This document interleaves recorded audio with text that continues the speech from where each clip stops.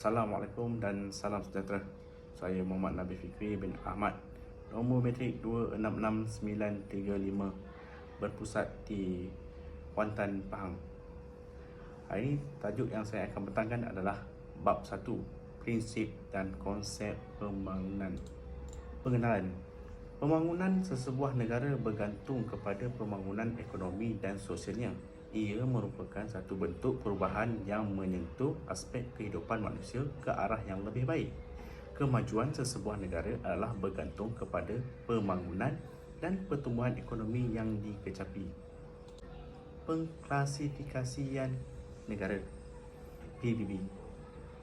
Terdapat dua kategori negara, negara maju dan negara membangun. Pengelasan dibuat berdasarkan status ekonomi negara tersebut.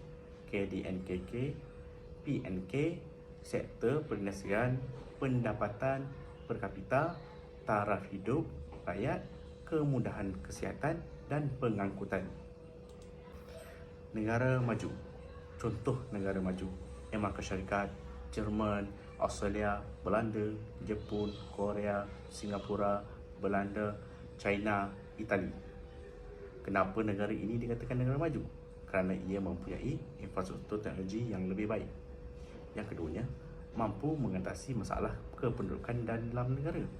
Yang ketiga, kualiti dan taraf hidup rakyat yang sangat tinggi. Yang kelima, kemudahan prasarana yang lebih lengkap dan terkini. Yang seterusnya, kemajuan prasarana dan kemudahan pendidikan yang berkualiti. Yang terakhir, teknologi prasarana kesihatan yang moden. Negara membangun pula. Contoh negara membangun: Bangladesh, Mesir, Indonesia, Iran, Malaysia, Pakistan, Nigeria, Turki. Kenapa dikatakan sebagai negara membangun? Pendapatan per kapita tahunan pada tahap sederhana dan rendah. Sektor perindustrian yang masih dalam proses perkembangan. Kadar buta huruf yang masih lagi tinggi. Kadar pengangguran yang tinggi dan juga pergantungan ekonomi pada sektor pertanian yang kurang menguntungkan. Bagaimana agaknya jika negara maju hanya menghulukan kewangan tapi juga kepakaran kepada negara-negara membangun untuk pembangunan ekonomi? Kepakaran Jepun dalam teknologi industri mampu membantu negara Asia lain dalam membangunkan teknologi perindustrian agar terus berkembang dan memberi pendapatan tinggi kepada negara.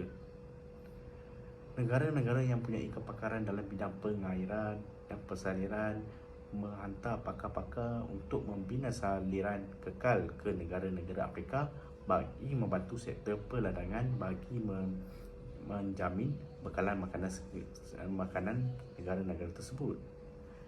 Teknologi hijau yang diwawarkan di negara-negara maju dikembangkan ke negara-negara membangun untuk mengurangkan pencemaran alam. Masalah ada di mana-mana. Contohnya, kesan COVID-19. Perintah Sekatan Jalan Raya mengganggu pertumbuhan ekonomi ini. Ramai yang terkorban menyebabkan pembelanjaan negara dalam menangani krisis kesihatan ini amat tinggi. Masalah pengangguran. Sektor kesihatan berdepan krisis kekurangan sumber dan tenaga kerja. Ekonomi menjadi terbantu. Masalah kependudukan. Migrasi dari pelbagai arah luar negara, antaranya daerah untuk kelangsungan hidup. Kadar kelahiran tinggi, pendapatan rendah negara maju. Pencemaran alam sekitar, globalisasi ekonomi, kemasukan produk-produk berkualiti rendah dari negara luar mengancam produk tempatan. Pencemaran alam sekitar, penggunaan tanah untuk industri secara lebihan, pencemaran air dan udara dari sektor industri. Pelupusan sisa industri tanpa kawalan. Globalisasi, masalah globalisasi ekonomi, kemasukan produk kurang, kekurangan dari luar mengancam produk tempatan. Cara penyelesaian kesan COVID-19. Pematuhan SOP kebersihan diri yang ketat.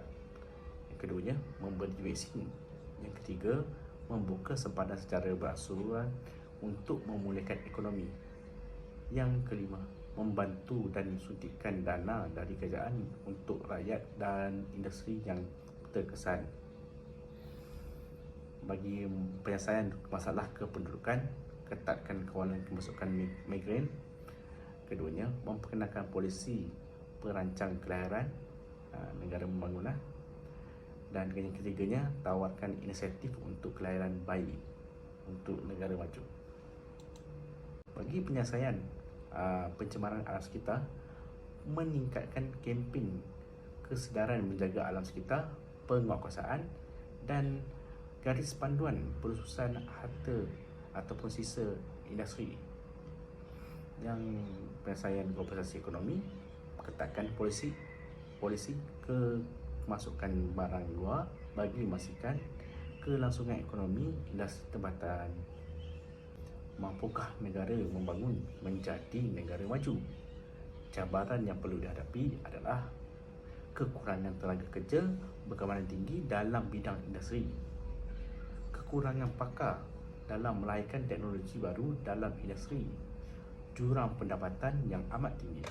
Cara mengatasi, mengukuhkan TVET dalam sistem pendidikan, perbanyakkan pengambilan pelajar TVET bagi memastikan tenaga kerja berkemahiran tinggi dapat dilahirkan, menggalakkan inovasi teknologi dalam semua bidang dari kalangan anak tempatan, galakkan pelabuhan asing terutamanya sektor industri semakin banyak peluang pekerjaan, semakin tinggi pendapatan negara. Perkembangan industri mestilah selari dalam menjaga alam sekitar demi kelestarian alam.